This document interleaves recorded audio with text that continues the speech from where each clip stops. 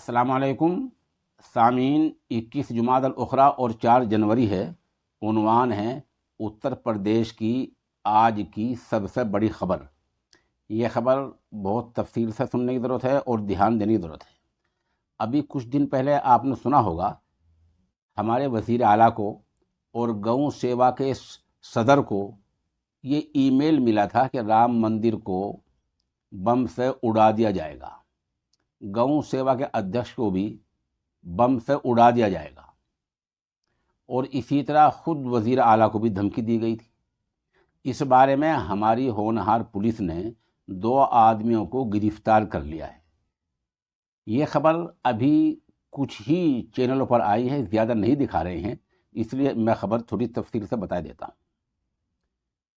کچھ دن پہلے بھارتیہ کسان منچ اور بھارتیہ گؤں سیوا پریشد کے چیئرمین دیویندر تیواری کو ای میل کے ذریعے ایودھیا کے شری رام مندر، وزیر اعلیٰ یوگی آدتیہ ناتھ اور S T F chief Amitabh Yash کو بم سے اڑانے کی دھمکی دی گئی تھی۔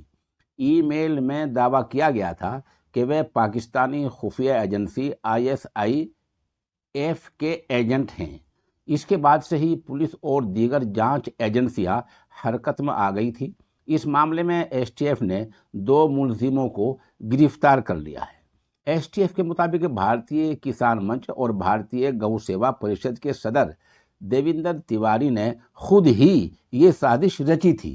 دیویندر تیواری نے سرکشا یعنی سیکورٹی زیادہ پانے کے لیے اور بڑا لیڈر بننے کے لیے اپنے ہی اہلکاروں سے، اپنے ماتحت ملازموں سے خود کو دھمکی بھرا ای میل کرا دیا تھا۔